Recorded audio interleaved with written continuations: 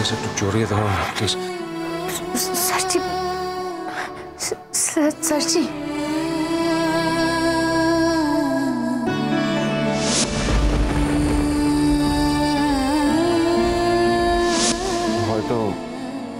হয়তো কি ডক্টর?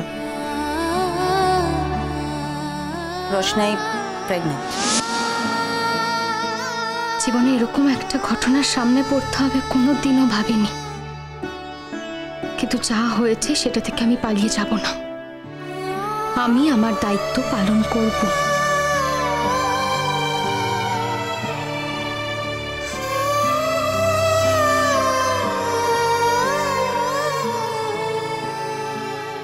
রোশনাই, আমি তোমার কাছে কিছু জানতে চাইবো না, কিছু জিজ্ঞাসাও করবো না। তুমি ডক্টরের কাছে চুপ করেছিলে, তুমি উত্তর না দিতে চাইলে নাও দিতে পারো।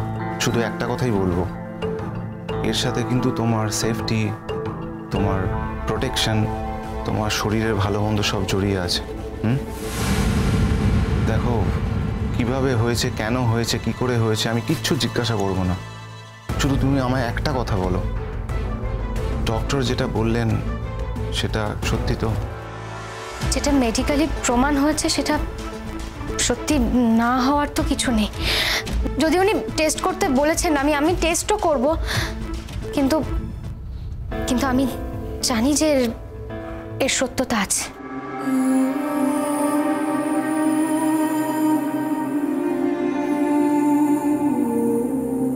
কিন্তু রোশনাই, তোমার ক্যারিয়ার, তোমার আইডেন্টিটি, একটা বাচ্চার জীবন আমার কাছে আমার ক্যারিয়ারের থেকেও আগে। তাহলে সেটাই যদি ঠিক হয়, তাহলে তুমি বাচ্চার ব্যাপারে চুপ করে আছো কেন? কোনো কথা বলছো না কেন? বাচ্চার বাবার তো জানা উচিত। হ্যাঁ, জানা উচিত। আমি আমি আমি নিশ্চয়ই জানাবো। আমি তো বলিনি একবারও যে আমি জানাবো না। বাচ্চার বাবাকে নিশ্চয়ই আমি জানাবো। স্যার রোশনাই, মিনওয়াইল তুমি যদি অডিশনে চান্স পেয়ে যাও কি হবে? যদি বিষয়টা তাড়াতাড়ি হয় অবশ্য সেক্ষেত্রে তুমি শুটিং করতে পারবে। যদি সেটা সম্ভব হয় তাহলে তো খুব ভালো হবে। মানে আমার তো কাজের দরকার, না হলে আমি কি করে নিজেকে চালাবো? রোশনাই, তুমি বাচ্চার বাবাকে ছেড়ে দিলে কেন? রেসপন্সিবিলিটি তো তারও আছে। ছেড়ে দিয়েছি? কে বললো আমি ছেড়ে দিয়েছি? আর তাছাড়া আমি তো নিজেও তো এতদিন জানতাম না। আমি যখন জেনেছি তখন আমি অন্য একটা প্ল্যান করেছি। কি প্ল্যান করেছো? অন্য কিছু না, আমি চাই যে সে জানুক সে বাচ্চার বাবা হতে চলেছে। রোশনাই, আমি অনুমান করতে পারছি যে এই বাচ্চার বাবাকে বন্ধু হিসেবে যদি তোমার আপত্তি না থাকে তাহলে তুমি বলতে পারো। আচ্ছা, এই বাচ্চার বাবা কি আরণ্যক চ্যাটার্জি?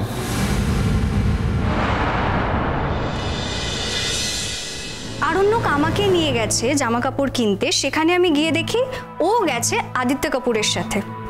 নানা রকম দামি দামি জামা কাপড় কিনলো এবং সেই জামা কাপড়গুলো পরে আদিত্য কাপুরের সাথে আবার পার্টিতে গেছে। ভাবা যায়? আরণ্যক কোনোদিনও ভেবেছিল যে রোশনাই এরকম একটা মেয়ে? ও কি মনে করতো যে রোশনাই পৃথিবীর সর্বশ্রেষ্ঠ মেয়ে, ওর মতো ভালো মেয়ে আর হয়ই না। এখন বুঝতে পারছে, এখন রিগ্রেট করছে। আর এই মিনির বিষয়টাও না সেম। ও পরে গিয়ে বুঝতে পারবে, এখন এত কথা বলছে তো পরে গিয়ে বুঝতে পারবে যে যা যা ডিসিশন ও এখন নিচ্ছে সব ভুল। পরে বুঝে আর কি লাভ হবে বলো তো গরিমা? পরে বুঝলে তো আর মিনির বিয়েটাকে আটকানো যাবে না।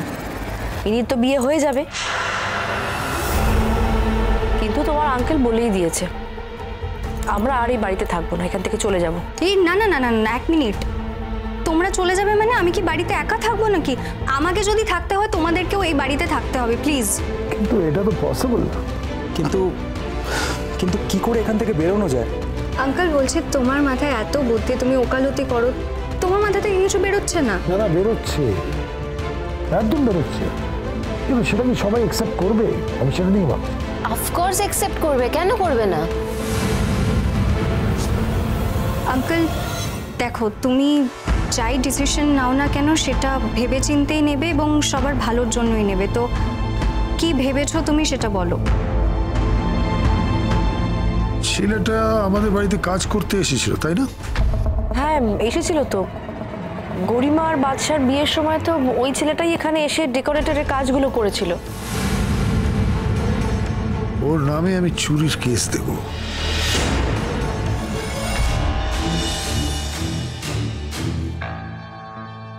এমন কেস দেব না, ওর মাথা থেকে ভালোবাসা, বিয়ে এই সবটা উড়ে যাবে। Exactly right. মেজো কাকা, মানে তুমি এটা আগে কেন বলোনি? দেখো, নর্মালি আমি ঝামেলার মধ্যে থাকতে চাই না। আমি কোনো মানুষের জ্ঞানত কোনো ক্ষতি করতে চাই না, কিন্তু আই এম হেল্পলেস। কেউ যদি আমার ক্ষতি করতে চায় তখন কিন্তু নিজের সর্বনাশ নিজে টেনে আনে। ছেলেটা আমার ফ্যামিলি লাইফটাকে নষ্ট করে দিতে এসছে, তাকে তো সহজে ছাড়বো না আমি। তবে হ্যাঁ, এই প্ল্যানটা যেন কেউ না জানতে পারে।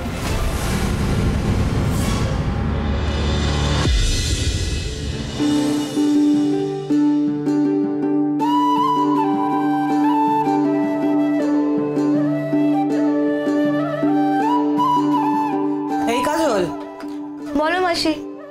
তোর তো স্কুলে দেরি হয়ে যাবে, তুই যা, আমি বাকিটা সামলে নেবো। আর ঝিমলি তো রয়েছে, ও করে নেবে। যা মা, তুই এবার। না মাসি, আমার একটু দেরি আছে। এই তোমাকে সবজি কটা কেটে দিয়েই আমি চলে যাচ্ছি। ওমা শোনো না। হ্যাঁ রে, আসছি। বল। তোমাকে একটা কথা বলা হয়নি। কি কথা? ওই যে অনেকদিন ধরেই তুমি বলছিলে না আমার বিয়ের কথা। হ্যাঁ, আমি বিয়ে করতে চাই।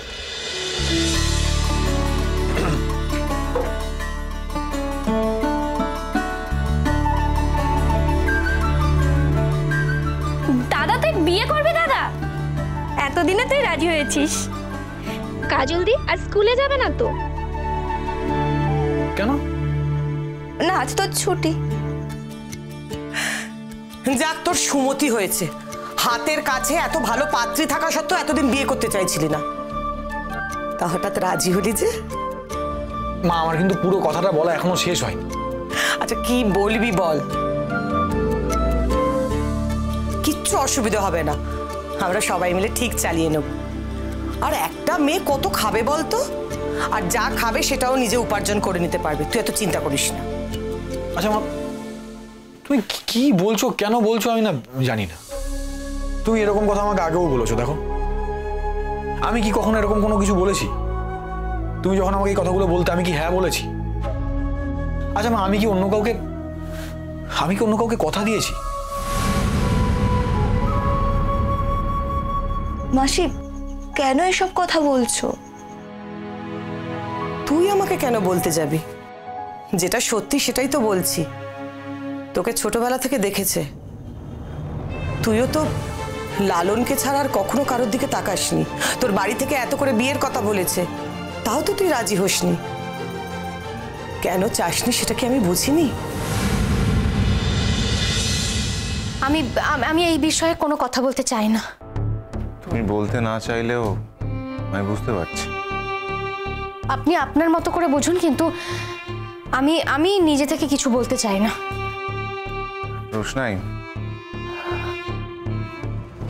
রোশনাই, শুধু আমি একটা কথাই বলতে চাই,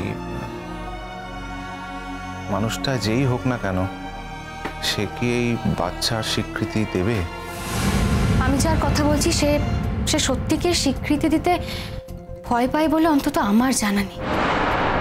তাছাড়া আমি তো নিজের জন্য কিছু চাইছি না। আমার জীবনেও এরকম ঘটনা ঘটেছে। আমি নিজে জানতাম না আমার বাবার পরিচয় কি। আমার মাকে অনেক যন্ত্রণা, অনেক লাঞ্ছনা সহ্য করতে হয়েছে। প্রত্যেকে না আমার মাকে এক ঘরে করে রেখেছিল, আর সেই কষ্টটা আমি নিজে চোখে দেখেছি। তাই আমি চাই না যে আমার বাচ্চার জীবনেও সেই একই ঘটনার পুনরাবৃত্তি ঘটুক। রোশনাই, তুমি ঠিক কি বলছো আমি বুঝতে পারছি না। হ্যাঁ, আমার জীবনের অনেক ঘটনাই হয়তো আপনার সঙ্গে শেয়ার করা হয়নি, কিন্তু এটাই ঠিক। আমি জানি না আমার বাবাকে, আমার বাবার পরিচয় আমি জানি না।